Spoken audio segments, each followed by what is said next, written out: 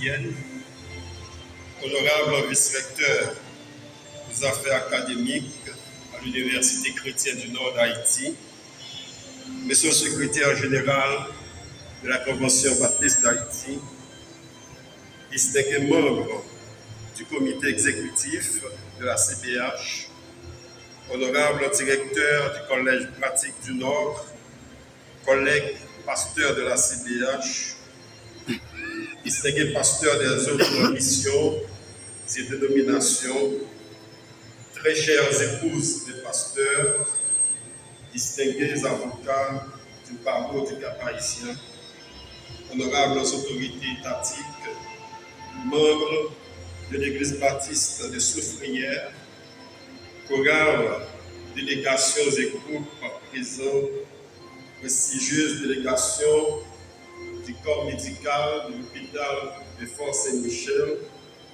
distinguées délégations des lycées et collèges de la région, chers amis de la presse traditionnelle et digitale, très chers membres des familles Verdidieu et Cola du moment éprouvé, mesdames, messieurs.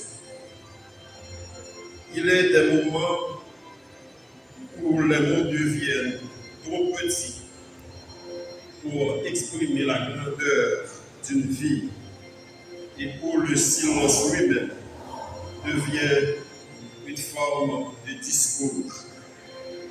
Aujourd'hui est de ces moments. Nous sommes réunis avec le fardeau de la séparation, mais aussi avec la certitude de la résurrection pour rendre hommage à un homme dont la vie fut un sermon vivant, une lettre vivante du révérend Clifford Verdidieu. En contemplant la bière où est couché le corps de notre bien-aimé, une vérité universelle s'impose à nous. L'homme est grand dans ses œuvres, mais fragile dans sa condition. L'homme est grand dans ses œuvres, mais fragile dans sa condition. Dieu a déposé en son serviteur un immense trésor de grâce, de fidélité, de consécration. On dirait que l'esprit de sagesse et de connaissance habitait en lui. Embarqué sur le fleuve de l'existence le 7 septembre 1976, il devait orphelin de père à 16 ans. À l'âge de 24 ans, Clifford Verdidieu reçut la vocation de se mettre au service du Seigneur. De 2000 à 2004, il fit de brillantes études à la faculté de théologie de l'Université chrétienne du Nord d'Haïti. Il fut remarquable par son intelligence, sa courtoisie et son sens inné des relations humaines. Il faisait partie de la deuxième génération d'ouvriers grandis sous le leadership du révérend Emmanuel Pierre à l'église baptiste de Petit-Prince. Aujourd'hui, nos voix tremblent, nos regards s'assombrissent et nos cœurs portent le poids d'une séparation douloureuse. Car nous ne pleurons pas seulement un pasteur, nous pleurons un homme de foi, un éducateur passionné, un théologien respecté, un avocat de principe, un père attentif, un époux fidèle et un serviteur de Dieu dont la vie fut un témoignage permanent de consécration.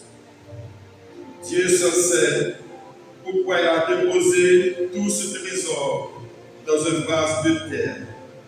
Blaise Pascal disait: l'homme n'est qu'un roseau, le plus faible de la nature. Oui, l'homme est fragile. La vie passe avec une rapidité déconcertante. Les générations défilent comme les vagues de la mer. Les Saintes Écritures vont encore plus loin lorsqu'elles déclarent: vous êtes une vapeur qui paraît pour un peu de temps et ensuite disparaît. L'homme, ses jours sont comme l'herbe, il fleurit comme la fleur des champs. Lorsqu'un vent passe sur elle, elle n'est plus. Oui, la vie est brève, fragile, comme une lampe de la tempête, éphémère, comme la rosée du matin dans un monde dominé par le bruit, l'orgueil et les ambitions humaines. Clifford avait choisi le chemin du recueillement, de la prière et de l'humilité. Sa spiritualité n'était pas un vêtement de circonstance. Elle était le souffle même de son existence. Il appartenait à cette catégorie rare d'hommes dont les prières étaient puissantes et efficaces. Les témoignages sont nombreux dans l'assistance. Il fut un intercesseur pour plusieurs familles, dont la mienne. Sa spiritualité n'était pas un discours, c'était un mode de vie. Sa consécration n'était pas une apparence, c'était une identité. Son ministère n'était pas une fonction, c'était une vocation. Et si une phrase devrait résumer son parcours, ce serait ceci: il a mené toutes ses batailles à genoux et c'est ainsi qu'il est resté debout. Il a servi avec fidélité, il a prié avec ferveur, il a aimé avec sincérité. L'existence de Pasteur Sam a été une illustration de cette pensée de Victor Hugo. La vie est une fleur dont l'amour est le miel. Il avait compris ce que Martin Luther exprimait en ces termes: être chrétien sans prière, c'est aussi impossible que vivre sans respirer. Et il a mené sa lutte à genoux. Voilà pourquoi il demeurait debout devant les hommes.